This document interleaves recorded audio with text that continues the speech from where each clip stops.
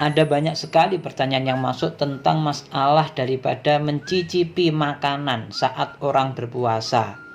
Jadi ibu-ibu ataupun koki-koki ketika mau menyiapkan buka ataupun menerima orderan kemudian harus mencicipi terlebih dahulu untuk mengetahui bumbu dan rasa ini sudah pas apa belum, dan ini hukumnya bagaimana kalau dilakukan oleh orang yang berpuasa. Maka untuk menjawab masalah ini, satu hal harus kita sepakati, mencicipi itu beda dengan menelan. Karena mencicipi hanya sekedar meletakkan benda atau meletakkan sebuah menu pada lidah untuk bisa dirasakan racikan daripada bumbu tersebut di lidah tanpa harus menelan benda tersebut. Maka kalau seperti ini yang kita pahami tentang masalah mencicipi, seperti yang disampaikan oleh Imam Az-Ziyadi dalam kitab Asy-Syarqawi, bahwasanya mencicipi makanan saat berpuasa itu tidak apa-apa, alias tidak membatalkan puasanya. Jadi puasa tidak akan jadi batal atau rusak sebab orang mencicipi makanan, bilat, meletakkan di lidah atau mencolek dengan tangan kemudian dioleskan di lidah. Hal itu tidak akan membatalkan puasa. Hanya saja perilaku seperti itu hukumnya ditafsir.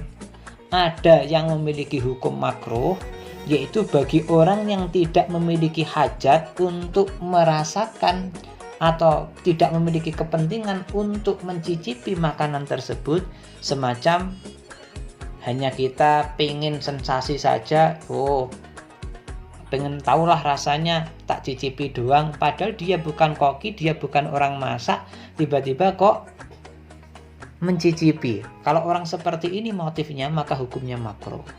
Lain halnya kalau orang yang memasak, baik itu wanita ataupun laki-laki, maka demi optimalnya suguhan nanti menjadi maksimal, hukumnya tidak akan makruh karena orang yang seperti ini memiliki hajat dalam perilaku mencicipi ini.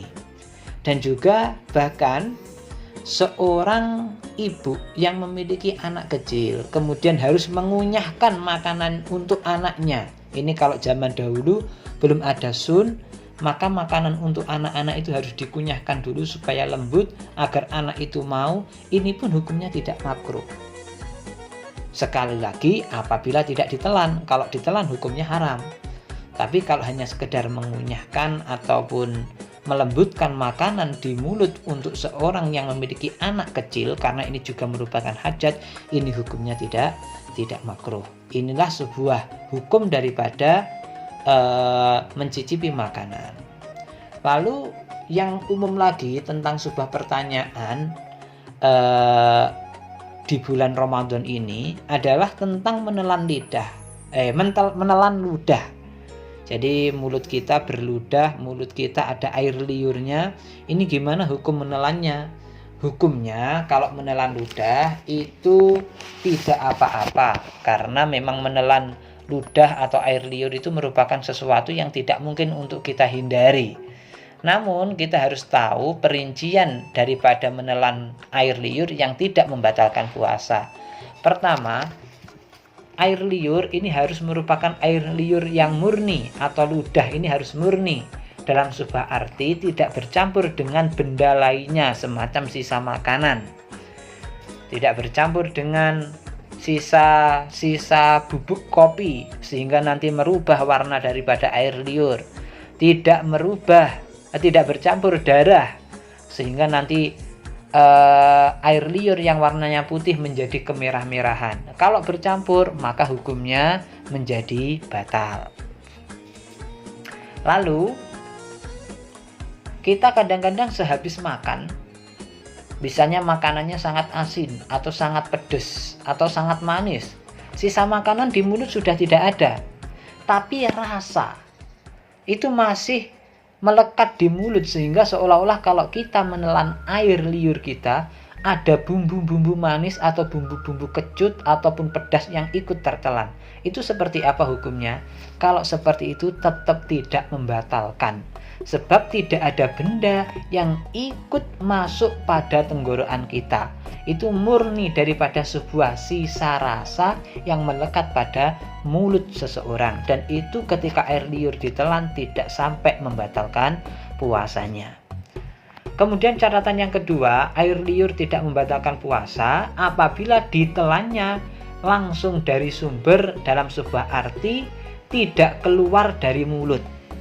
Jadi tidak boleh kemudian orang air liurnya diluapkan keluar, misalnya di sendok, kemudian ditelan lagi, disedot, ditelan lagi, atau dihirup lagi pada sudah keluar dari tempat asalnya. Kalau seperti ini nanti hukumnya membatalkan puasa. Jadi harus ditelan dalam kondisi yang normal, kondisi di mana air liur itu masih berada di mulut. Tidak boleh setelah keluar dari mulut kemudian dihirup lagi untuk ditelan. Kalau seperti ini juga tidak boleh alias membatalkan puasa. Yang selanjutnya, catatan yang ketiga, air liur itu harus tertelan dalam kondisi normal. Normal itu maksudnya ya mulut kita mengeluarkan air kemudian kita telan secara normal. Tidak boleh kita kumpulkan sampai banyak dulu kemudian mengumpul banyak di dalam mulut kemudian baru kita tenggak gelegek seperti itu, tidak boleh. Kalau kita kumpulkan di dalam mulut maka ulama berbeda pendapat. Ada ulama yang membatalkan, ada ulama yang tidak membatalkan. Jadi di sini bisa kita ketahui praktek keseharian kita dengan hanya sekedar menelan air liur dalam kondisi normal, dalam kondisi wajar, hal ini tidak sampai membatalkan puasa. Terima kasih, semoga bisa dipahami bersama-sama.